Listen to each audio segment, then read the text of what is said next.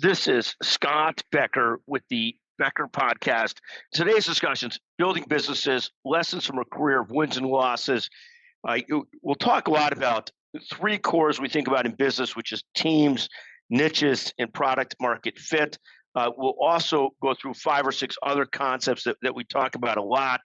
A lot of this comes out of an earlier book we had done called The Entrepreneur's Edge, how to build companies, grow teams, et cetera, et cetera. That book was a B minus, maybe a B plus. It was an updated version from an earlier book. If you ever need something for sleeping, the book, The Entrepreneur's Edge, is right on and a terrific sleep aid. In reality, we're working on a new book, more closely titled this, Building Businesses, Lessons from a Career of Wins and Losses, and trying to talk through some of the concepts there. Again, we'll talk a lot about teams, niches, product market fit, and then we'll talk about a mix of other thoughts. In terms of wins and losses, sort of the two bigger wins were building a great niche legal practice in sort of the healthcare area over a 30-year period. And again, everything that's been a success, and this is why this is so important, is built around great teams. And we'll talk about that a lot. And it's the cornerstone of the first part of this talk. The second success we've had is building a healthcare media company that I started 30 years ago called Becker's Healthcare. And that, with a great team and great leadership from a lot of other people, became the leading sort of healthcare business-to-business media company on the digital side in the country. Sort of digital and events has been just fantastic. Now, we also have experiences from serving on several boards. Some of those companies did really well. A couple of them exited for $800 to $1 billion. I did not have much equity in any of those, so don't think that I did so well in those. So that's a different subject, a different story. Others did really poorly, and there's lessons from those as well as to how they ultimately faltered out or petered out. We've also had a chance to invest with private equity and venture capital funds. In some ways, I grew up, as some of our listeners did, in a place called Skokie, sort of very middle class on a good day. And, always the idea was, oh my goodness, I'd really be a player if I could ever invest in private equity funds and venture capital funds. In some ways, it reminds me of the dog who caught the car. You catch the car, you didn't know what to expect, and some of those have gone fine. Some of those have gone quite poorly, and we've learned a lot from those that have gone to zero, as well as those that have done great. When we talk about things that go to zero, that is what it means. You put money into it, and it ended up completely failing out, and you ended up with putting your dollars in, whatever the amount was, and getting zero in return. And that's what we call a zero or a bad outcome. The great thing about bad outcomes, and we're a big fan of failures fine within reason, is that you learn a lot from the things that go poorly as well as the things that go well. The sort of, I'll start with my core thoughts. We talk about building teams, and I think this is fundamental to everything. In every business that I have started, when I've made the effort to build and sort out teams, and we'll talk about what that means, I've done great. In every business where I've tried to do it on the cheap, or I didn't want to invest the time or energy into building serious teams, I've essentially got to a point where it's become an advanced hobby versus a business, which are very different things. A business is something you make money and revenues from. An advanced hobby is something you put lots of effort into but doesn't generate money. Wherever I have failed, it's from the failure to build teams. And so that's a cornerstone of everything we think about in business. And I'll just go through 8 to 10 thoughts on teams very quickly. The first concept is that nothing great gets done without teams. I hear all this discussion, we'll come back to this later, the myth of the solopreneur. And there are people that do it, but even people like this Mr. Beast, who's built this crazy online business, my guess is that the reality is he's not really a solopreneur. He's got lots of people helping with alliances, distribution, and so forth. He may be a creative genius, but not really, quote unquote, a solopreneur. When I look at the great entrepreneurs of our last couple decades, the Steve Jobs, the Elon Musks, the Judy Faulkner, Bill Gates, and a lot more, none of them do it without building serious teams. They may be themselves very, very effective, and we'll talk about the evolution of the founder, the evolution of the CEO, But at the end of the day, I don't know one of them that's done this without building brilliant groups of team members. If you look at Elon Musk, who's done SpaceX, Tesla, Starlink, and so many more things, he can't be every place. He could have tremendous strategic vision. He could be tremendous at inspiring people and coming up with big, big ideas. But at the end of the day, he can't do all these things without having great teams of people working closely with him. My sort of core education on teams and how critical it is came from the practice in business, but also the Jim Collins. Jim Collins, one of the great business authors of our time. He was the author of Good to Great, the author of How the Mighty Fail, and I think just ultimately a brilliant guy. A second person that was very instrumental in my thoughts on teams was a lawyer from a firm called Latham and Watkins, Jerry Peters, who built this magnificent healthcare practice and was generous enough with me to spend a lot of time talking about how we did it and how important it was to build teams to do that. So those are two thoughts. And so nothing great gets done without teams. Jobs, Musk, all these people didn't do it without teams.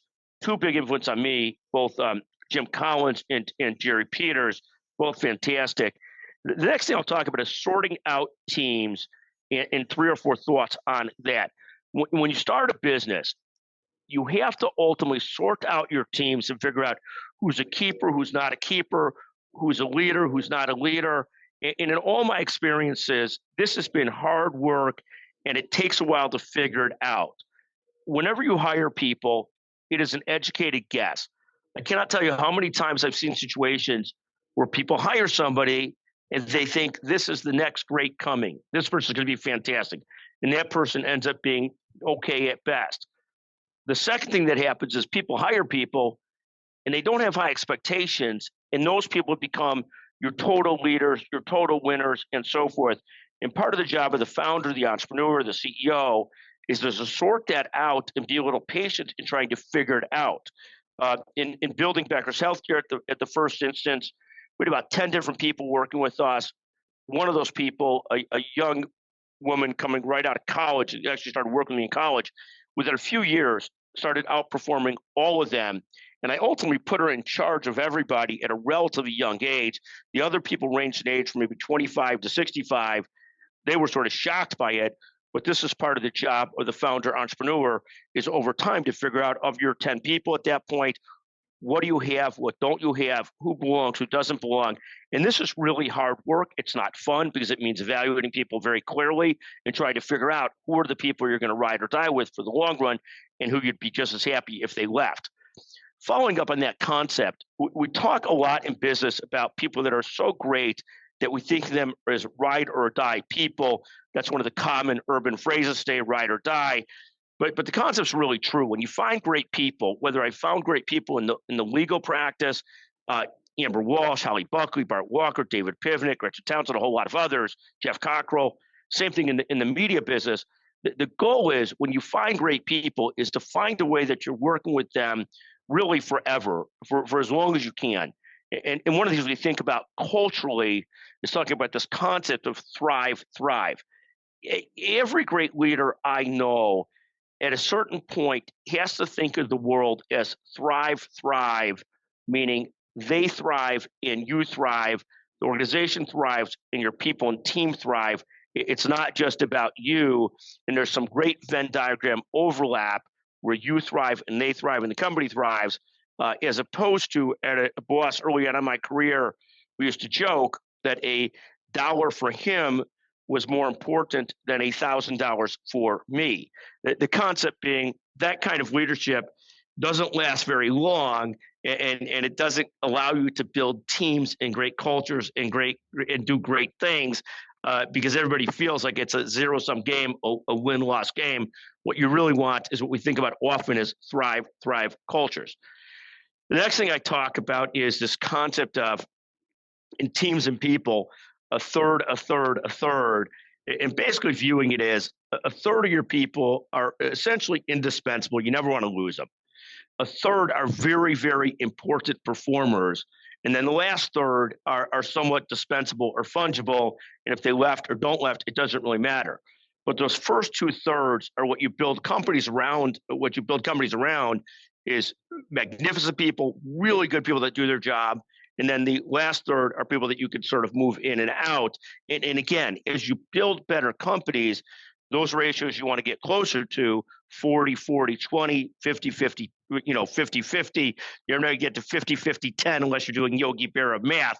But the idea is to get closer and closer to 40, 50, 10, where your lesser performers become a lesser and lesser percentage of the company. GE, back when GE was GE and one of the leading companies in America, had a hardcore rule that they got rid of their worst 10% of people every single year. The worst 10% left every year. They got rid of them every year. That may be too harsh. It's particularly harsh when there's a shortage of people in the labor market. But the idea is constantly understanding what you have and what you don't have in your people, because really at the end of the day, teams are really everything to go with. We'll talk about in a moment, product market fit and a lot more. But with people, you don't know what you have till you have them. My next thought is I'd much rather with teams overpay everybody, but not have massive teams. So I have my choice. We're going to have a lean company, 100 people, 100 employees, whatever the number is for your business. We're going to be lean and everybody's paid real well versus having 1,000 employees and everybody paid poorly. I am still a believer that that top third, that second third are so important. We want them being paid well. We don't want them irritated every day about what they pay. There's plenty of other things to be irritated about. We don't want them walking in the door every morning irritated about compensation. So I'd much rather a smaller team overpay them than a larger team underpay them. And again, different businesses, different concepts. The ninth thing we'll talk about on teams is the solopreneur. Again, I'm not a believer in it. I'll just leave it at that for the moment. I think it's one of the great Twitter and X myths, the myth of the solopreneur. 10th concept is, my perspective is you want to constantly stack talent around your most important clients, your most important areas, your most important business areas. Business is very much not a democracy. The worst you could have is 10 of your people, your best people, doing 10 different things versus stacking talent over the things that really matter. So if you're a software as a service company, you're going to stack and build talent around engineering and around commercialization and not around 30 other things. I spent a lot of my early career in the surgery center business. The worst thing you could have was 10 different specialties at a surgery center. The efficiencies are horrible. You're far better having lots of surgeons in a few different specialties than many, many surgeons in myriad different specialties. But you're constantly in business stacking your best people on your most important opportunities, your most important clients. The last thing I'll say about teams, really two things: the evolution of the founder in 3 stages. When a founder first starts building a business, typically a situation where he or she is doing almost everything. They're sort of the chief cook, bottle washer, as you used to say. In other businesses, they might be the chief lawyer and actually the rainmaker too. But that's not sustainable, of course, and you're very limited. When you move a step further, you get to the spot. The second evolution of a founder is he or she is starting to hire people to do all the different things that they do, but they're not necessarily better than the founder. And that's still very limiting. You can get to 2x bigger, you can get to whatever bigger, but you can't really explode as a business when the founder is still so intimately involved in everything and is the leading light in the business. So the second stage is you've got lots of people, but they're not necessarily better than the founder at what they do. The third stage in the evolution of the founder, and this can be tough on the founder's ego, but this is where businesses have to go, is where everybody that leads a department, everybody that's running something in the company could do it now better than the founder could do it. And the founder has to sort of be willing to realize that and live with it and get people into spots where he or she is hiring and finding people that are better than him. Gary Keller in the book, The One Thing, talked about the most important thing he had to do in his business was ultimately fill out the top lieutenant spots, the top leadership spots to get the right people in those places. And that's the concept that as a founder, we all should aim for, is getting to the spot where we've got the right people in the right places, and those people are more talented than you, and then the business thrives when you're gone.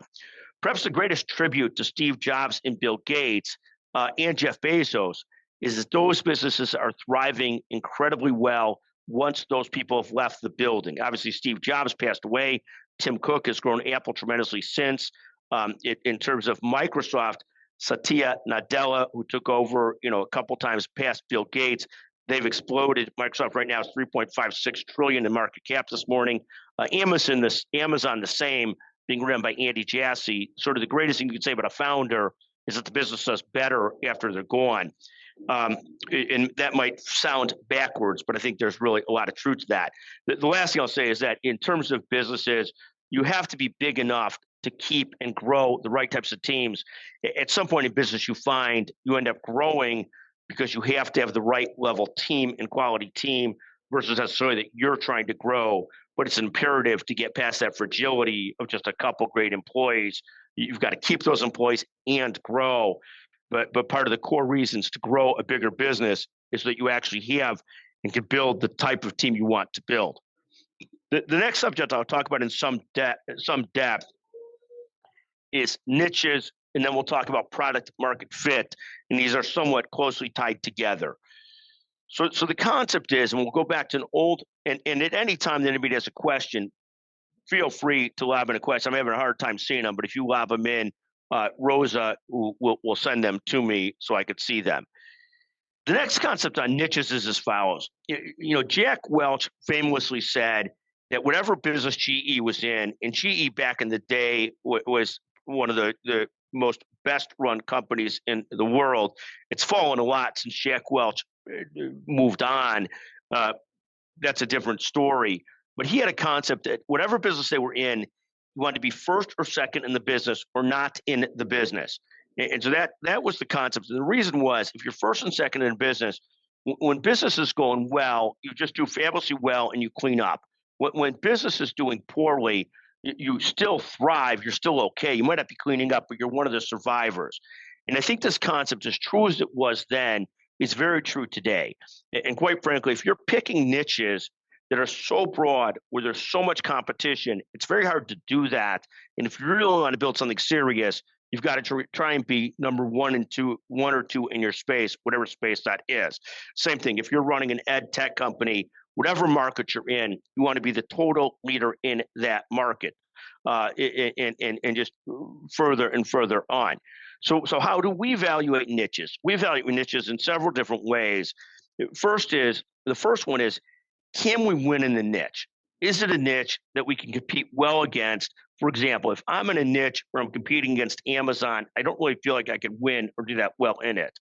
In the law world, when I really got serious about building a legal practice, the best and brightest from my law school went into commercial litigation at the biggest, most competitive firms, or they went into big corporate deals at the biggest, most competitive firms. Could I have won competing against them? I don't know. What I do know, much harder to compete and win against them than picking out a practice area like I did in healthcare and trying to win there. The third concept, is it worth winning in? Obviously, for those folks that I competed against early on that were in corporate securities and litigation, some of those people make so much money at big law firms that's obviously worth winning in. That makes a lot of sense. The flip side is, it's healthcare is 20% of the economy. It might not command the rates that they command for the biggest ticket litigation, the biggest ticket, whatever they're doing, but it was still worth winning in. Plenty of room to win in it, enough money to build the team I wanted to build and grow a business, and much easier to win in. And so part of your job as a founder, an entrepreneur, or leader is to constantly find opportunities where you could, at the end of the day, win, and it's worth winning in. When we evaluate markets at Becker's Healthcare, there are certain markets, micro physician specialty markets, that we can win in, but there's not enough juice for the squeeze to bother winning in to really attack. The flip side is, we want to attack markets where we can win, stay really closely connected to the audience, but it's not so, and where there's enough revenue and opportunities in the market to win in it. So that's what we think about. Can we win in it? Is it worth winning in? The next concept we talk about is, somebody asked me recently, in trying to find their niche, should they go more narrow to start and find it? My own perspective is probably yes. You want to go very narrow to try and find your niche, and you probably want to test a few different niches to figure out what the winning niche is for you and where business is going to come. Back in the day when I started a legal practice, people would say to me, "You were so smart to start a legal practice around surgery centers, which became a growth vehicle. The reality is, I was not so smart. I tested three different areas. It was surgery centers, disease management, and cardiovascular. Ended up doubling down on the one that was working. And I'll just take that concept for a second. When you see something that's working, whether it's great people or great niche or great business, the core thing the founder or leader has to do is double down on those people and on those niches and on those businesses. That's a core thought we have regularly. We think about this phrase, double down, stay the course, or abandon it. In the brilliance, for example, Amazon's brilliance is it's constantly taking big shots at the plate, and then they figure out, are they doubling down on that or are they not? That's how they grew their cloud business, AWS. That's how they've grown many other things. And people say, oh my goodness, well, they failed at this retail thing. I look at it very differently. They didn't fail. They tested that way of doing business, decided not to do it. They were smart enough to double down, stay the course, or abandon it. Whole Foods is a place where I'd say they stayed the course. They haven't doubled and tripled down on Whole Foods, but they've stayed the course. So when I think about niches, we're always thinking about double down, stay the course, or abandon it. When things are going well, you keep pouring the coals to it. As Jim Collins would say, you keep doubling down on it. The next thing I'll talk about is point solutions. And point solutions are very, very complicated and challenging. Point solution means, and we see it a lot in the software world, where I've invested in a number of companies, some great, some poor. But the concept of point solution is you're going to do the one thing for the customer better than anybody else. And this is, of course, where many people start a business. We build something that's better than everybody else in a specific area. And this sounds great. But unfortunately, as you deal with customers and you build a point solution and you sell it to customers, you start to run into this concept of point solutions where sooner or later, your customers don't want to deal with 1,000 different vendors. And so one of the great challenges is I'm a huge believer in starting the point solutions. I'm a huge believer in starting with niches. But the thing you have to realize is if you start with point solutions, you start with niches, you are probably going to have to then work on expanding beyond the point solution, expanding beyond the niche. And there's counterexamples to that. But by and large, you're going to have to move into adjacencies to grow and stay relevant because increasingly systems customers don't want to deal with a million different point solutions. Somebody had asked the question of, are we going to have a recording of this? And the answer is absolutely yes. There will be a recording of this that will be published on Becker Private Equity and Business Podcast, and that'll be out in a few days. So you could listen to it then at your leisure or use it for sleep or whatever is best for you. But point solutions and niches, I'm a huge believer in starting business around point solutions and niches. In most situations, you're going to have to add on some other niches over time. If you're a point solution, the very best way to start often, but sooner or later, you're probably going to have to expand to other areas so that your customers don't get you too pointed out. And a great example in healthcare is people build point solutions. Epic ultimately ends up doing a module in the same area for a period of time. Epic's module is not very good. Then over time, Epic's module gets better and better. And then the point solution company ends up in trouble because Epic sells their entire EHR to include the module. So they're sort of getting that for free. Back in the day, when their module was bad, the point solution could kill it and eat it for lunch. Over time, though, as somebody gets better and better, the platform gets better and better, the point solution probably has to continue to engage and grow. The next point I'll pick on niches is this. Most of us have to be so engaged in business to really see the niches. I'm a believer personally, and I wish I was better at this, that it's very hard to whiteboard ideas for businesses or brainstorm ideas for businesses without having some real world experience. One of the things we've told the children over the years is, or younger people over the years, is we really think you ought to have a job first, and it's much easier to see markets, understand product to market fit if you spend some time actually in the market working and doing business. So the concept of, I find it much easier to, when I've really been involved with businesses, I've really been great at it. Back in the day, we were so engaged that you could see the next opportunity so clearly because it would hit you in the face and you would test it and talk about it with your best customers. A couple examples of people that have grown niche businesses fantastically well. Intuitive is is the digital robot companies built the Da Vinci robot. They've just done this incredible job of becoming the number one player in sort of surgical robots.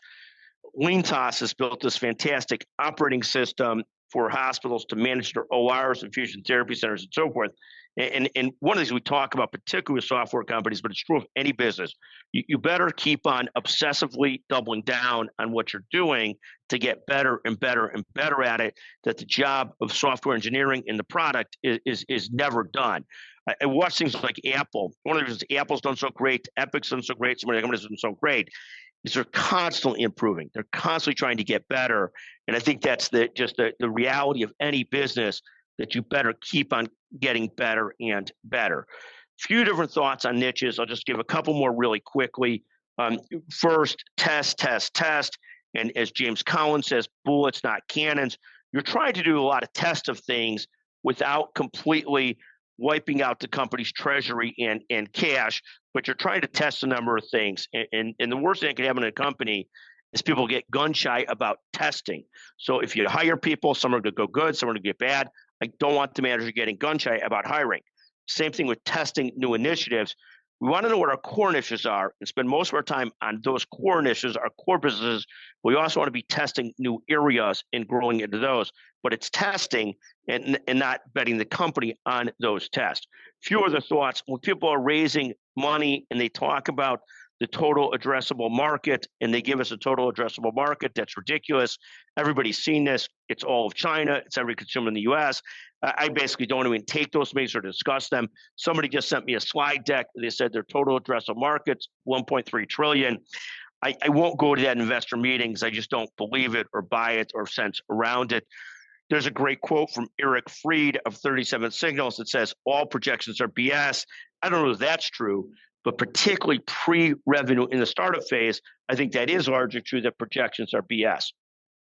One great example of a niche strategy, there's a new conference called Shoulder 360, and I just love this. It's not one of our conferences, but you really know this is the niche you're after, surgeons dealing with shoulder issues, and then their vendors are clear, people that sell into that market. I love the niche-centric perspective there of Shoulder 360. A couple other thoughts. When you build past your niche, build past your point solution, we're constantly looking to move into really close adjacent areas. There's a ton of talk about this in a book I love by Chris Zook called Profit from the Core. The next topic is product market fit, and it comes close to this concept of being niche centric. But essentially, we tell anybody who's doing business, if you're starting something, you talk to customers before you start it to get a sense of, is there really interest? Once you get started, once you get going, it is so easy to build because people love to build. But at the end of the day, you've got to get out there and commercialize early to find out whether people actually want what you're selling. Again, if people don't want what you're selling, you're essentially doing art. You've got an advanced hobby versus a business. We've all been there at different times in our career. When we're most courageous, we're commercializing on the first day, trying to talk to people to understand, do they want it or not? Reid Hoffman, the famous founder of LinkedIn, basically says you have to get out as early as possible with a minimum viable product to talk to customers about, potential customers about that. And he basically says that if your minimum viable product is not awful, you're too late in getting out there to the audience. And I think he's right on. I could write books forever, but if at some point I don't print them in front of people and have them read them, I'm doing it for my own efforts. We've had lawyers over the years that love their own stuff, but don't want to talk to clients. And at the end of the day, you have to talk to clients early and regularly to understand if you're doing what they want them to do. We've seen in the software company, I've served as an advisor and investor in several different software companies. We have seen plenty of times where our software commercial engineers are so bad at that. Some of them are great at connecting dots and understanding what the customer looks like and wants. Others are scared to connect dots and talk to the customer.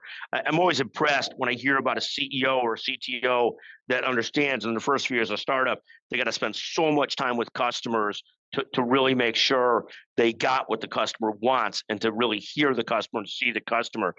In one business I had, one of the sales development firms I was working with, scolded me and said, "You can't leave it all on us. You better talk to customers to understand what's really going on and what people are thinking." And their advice was right on. That people, the founder early on, he has to spend a lot of time on customers and really being close to customers.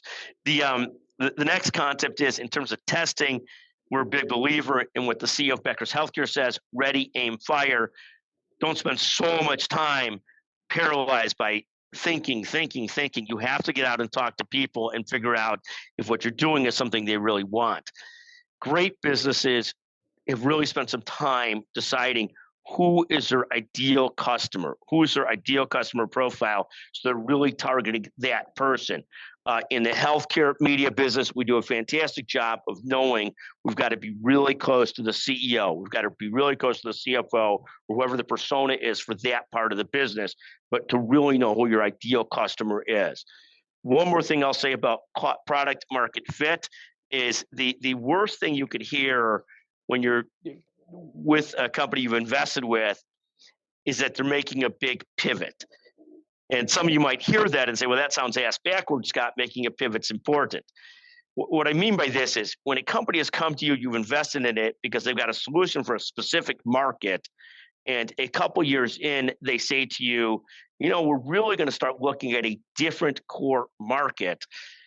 What most of us as investors do is we go ahead and in our minds, we generally look at that and say that we're now basically writing that down to a zero in our mind. And so that is sort of our point, is that we're sort of sort of viewing it as when somebody comes to me and says they're making a big pivot, I basically know we're in trouble. So we've talked about niches, product to market fit. We've talked about teams, again, foundational to everything of those three things. I'll just talk about a couple other things and hopefully not put people to sleep.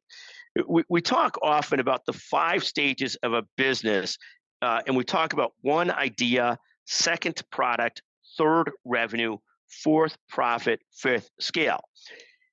And for most people, don't get from idea to product, and then most don't get from idea to product to revenue to profit, and then very few get to scale. That's why people talk about these things, these unicorns, stuff like that. At the end of the day, for most businesses that are founder-led or founder-invested in and bootstrapped, you are really trying to go in this order: idea, product, revenue, profit, scale. And cash flow is king. I can't tell you how many business owners I talked to that started something and they make excuses for why they don't have cash flow.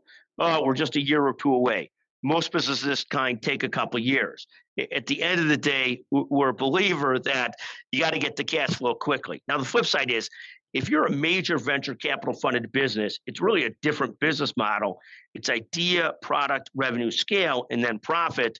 You sort of figure out, when do your revenue start to plateau? Then you try and bring it back in to that right benefit of cost benefit analysis. So you're at the right spot to where you start to scale it, and then you trim your workforce to get to where you're profitable. But for most of us, it's going to be idea, product, revenue, profit at scale. If you're VC funded, it's probably idea, product, revenue, scale, then profit. Different ways of looking at it. Both can be right depending on what you're trying to do. The last few concepts I'll touch on very quickly is, when you start something, when you want to build it, you better be obsessed with making it great. You better constantly improve. Dave Thomas, the founder of Wendy's, said you better have a burning desire to succeed. I think he is unfortunately right on. I wish it wasn't the case. I wish, as I got into the 3rd, 4th, 5th, 6th business, that it didn't take so much energy to try and get it right. But I think to be great, you have to obsess to be great. 6th concept is, there's this common phrase that culture eats strategy for breakfast. I, again, think that this is cute. It makes for a great plaque, but you actually need culture, talent, and driven people. Culture, talent, driven people, and customers to make it work. Culture is very important because you want to have great people, but at the end of the day, you better have all these things. It's not just culture. It's culture plus strategy plus talent to make and drive to make these things go. It almost goes back to the last thing. You better have an obsessive desire to excel to make these things work great. the thing about serial entrepreneurs, I find serial entrepreneurs so interesting because so many of them think that if they've done it once, they have what's called the Midas touch. And we have found that there's almost no such thing as the Midas touch. Anybody who's been a founder once, done something great once, the great lesson is you sort of know what it takes to do great, but you still have to combine it with everything you did the first time, building a great team, the nitty gritty, really understanding your customers, everything else. I've seen so many people that were great in their first business and then started their next business and failed because they didn't have that hunger, they didn't have that clarity, they didn't have that obsession to succeed. And the great lesson I learned as a founder and a repetitive founder is if I want the next thing to be successful, I better really put my heart and soul into it to make it go. I wish it wasn't the case. I wish I could be a great founder time and time again, and golf great and do these other things great, but I find it almost impossible to do. Sad, but true. Couple more thoughts. Business plans. I'm a believer that three types of business plans: the simple, the medium, and the complex. Almost everybody would be good with the medium type business plan, not the overly complex one that's 100 pages that comes out of you get online and you sort of build online. I think it's sort of a joke because most people don't really know what they're doing, and what they really need is a 2 to 10 page business plan to give some clarity. This is what we're trying to do. This is what we're trying to serve. This is what we're trying to serve, and here's how we're going to do it. Versus these expansive, crazy, long business plans. The last thing I'll say, and then I'm going to take a couple questions that I see have come through, is the best leaders in business, they know their businesses really well. They're not so bound up in all the external factors. In fact, they're able to keep themselves away from all the distractions of the external factors. They know who their best people are. They know who their best customers are. They know who their best areas are. And quite frankly, they're going to constantly concentrate resources and stack resources around their best people, their best customers, their best areas. They're not going to be constantly looking for the next thing. They're going to spend 89% of their business focused on their most important customers, their most important profit areas, their most important people, and they're going to know their businesses crazily well. We've had two different leaders I watch. Obviously, Jamie Dimon's one of the great leaders of our generation, the CEO of JP Morgan Chase. I just think he's magnificent, but it's incredible the breadth he has and how well he knows his business, better than anybody else I know today, at least in the non-tech sectors, which I can't comment on as well. There was a person I worked with 100 years ago, Bruce St. John, in the surgery center sector, and people used to say about Bruce, he would know if a 2x4 dropped at one of his centers that was 300 miles away. And I did, he wasn't a micromanager, but he has hands on the business. He knew what it was. For me in business, the constant effort has been knowing who are my best people, who are our best clients, and constantly making sure we're building around our best clients, our best people, our best areas, and stacking resources around them. But we could talk at length about so many other subjects related to that, but we think that is just critical to look at constantly stacking resources and efforts and knowing who your best people are. Yeah, so these are some great questions. We've got a couple great questions. Do you have a process for identifying the top tier customer base before sales begins so you can target the right people? So this is just, brilliant. And I'll tell you some of the errors I've made in this. I love this question. So back in the day, in the world that we live in, there were people building logistics companies, and some people in the logistics space got so rich from that it was just amazing to us. And the logistics companies had these huge bullpens of people doing deals and salespeople and so forth. And of course, for a while, I got really excited about this and talked to my CEO about this and one of my partners about this and said, wouldn't this be cool if we had 100, salespeople going like they do in the logistics company, or 300 or whatever the number was. And what I found to be just fascinating was that what we really needed was 10 to 20 great salespeople, because the real list of potential customers for the business we were in at that point, people selling into the hospital and health system area, people selling into the surgery center area. The reality was there were 1,000 to 2,000 real targets across what we're looking in healthcare, at least serious targets. And so we didn't need 200 reps. We needed 10 to 15 that would cover that really well. If you're a revenue cycle company selling into the surgery center business, You need enough salespeople to cover hospitals and health systems, surgery centers, the different players in the space, but you don't need 200 of them. As I've built new businesses, trying to identify this is the ideal customer. So I really need 3 people every single day calling and reaching out to that ideal customer is far better than having 100 people doing the spray and pray type thing. I love the question. I don't think I sometimes are more apt to act, and I think urgency is important in business. But I'm a big fan of taking a step back and doing the thoughtful question or the thoughtful analysis that somebody had, because usually you don't need as much as I was enamored by the sales force they had at Medline, or the sales force I saw at all these logistics places. We really needed 10 to 15, and it made it much more manageable to grow the business we wanted to grow because we had a target list. I think that is so important, and the more time that you do that, the better off you are. The next question I have is this. Somebody has this great question, suggestion for employees when the founder will not step aside and allow processes, products to adapt as new people and new ideas enter the company. So this is a great question. And this is really hard for founders and leaders because so much of their ego is invested in the business and who they are and what they do. I wish I was a scratch golfer and more of my ego would be invested there. But over the years, a leader has to step aside and make way for multiple different reasons. One, you get to the spot where your best people can do whatever you're doing better than you can. Second, and this is very important, if you don't step away and allow your best people to step into the leadership roles, they sooner or later will disengage and they might not do it. They might not walk out the door, but they might. But sooner or later, they'll put their energies into other things versus what you're trying to accomplish if they don't have a spot for growth and a spot for development. The third concept we talk about, and we talk about this often, is you need to have a broad enough company. It's one of the, when I first got going and building a surgery center practice and a media company, I had no aspirations to have 50 full-time lawyers working for me at one time or to have 100 people in the media business or whatever the numbers were. I had zero aspirations of that. But what I found was if I didn't build a big enough team, I was hyper fragile to the loss of critical people. I wanted those people and I wanted to build more people that were great.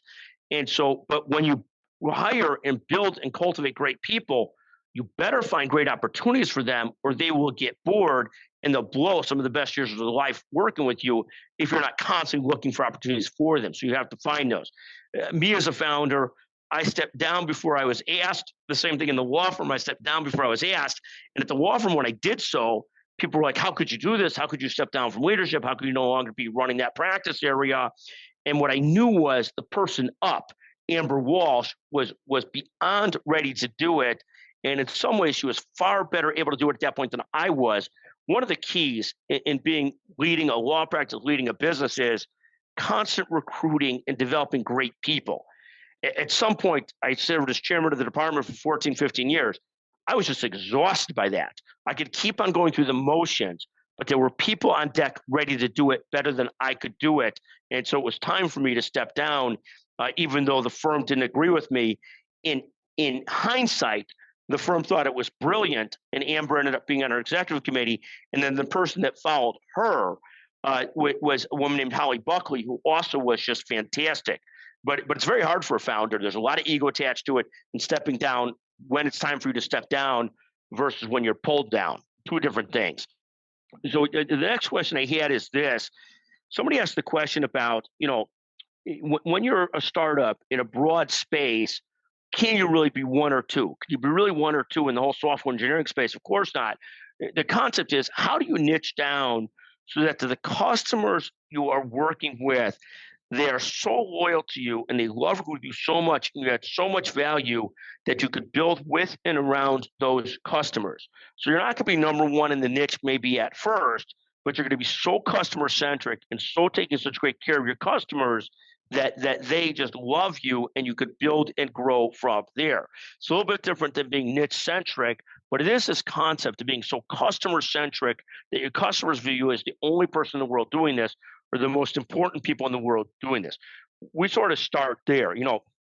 It's treating every customer and you tier out your customers as well. And we'll talk about that as well. Tier meaning TIER, not TEAR, but you constantly work with your close customers to be so important to them. And then you keep on building, and you discover and clarify what your niche is. We're the very best at doing revenue cycle for mid-size health systems of this sort, or we're the very best at doing it for oncology practices, or whatever it might be. One of the beauties of the revenue cycle area that I see is there are so many different niches in revenue cycle that those that really go after a niche end up being so successful, and they ultimately own that niche. And it's hard for bigger providers to compete with them because they know so much about their domain. It's when I look at a software company building on a specific domain, not just being generally an AI company, but building on specific domains, I have a much better chance that those software companies, those AI companies, are going to succeed greatly. I think we've about worn out our welcome. Let me just see if there's any more questions that people have, or if I've touched on all of them, or if somebody has a follow-up question, please feel free to ask. Yeah, we asked her. I'm sorry, I'm leaning in so much because my eyes are getting worse. I think I've hit most of the questions that people have asked. I really appreciate you joining this. Love a comment from you, either online or text Scott Becker 773-766-5322. Love your comments. We'll be working on this next book. Hopefully it won't be a disaster. It'll be improvement from the last book, which we liked but didn't love. Feel free, obviously, we have webinars, podcast, newsletter at Becker Private Equity and Business, and obviously the mothership, separate company, Becker's Healthcare. Love to have you work with those. There's one of our favorite slides from being ranked top in Apple businesses rankings this last month, and again this month. Right with the Wall Street Journal and some other great publications. Thank you all so much for listening. I love. I got a great text from a close colleague of mine, wonderful healthcare leader who I often see at a bar too, saying great webinar. I can't tell you how much I appreciate those types of comments. Thank you so much. I hope our studio audience is listening and enjoying it as well. We'll wrap it up. Thank you for listening. Thank you very much.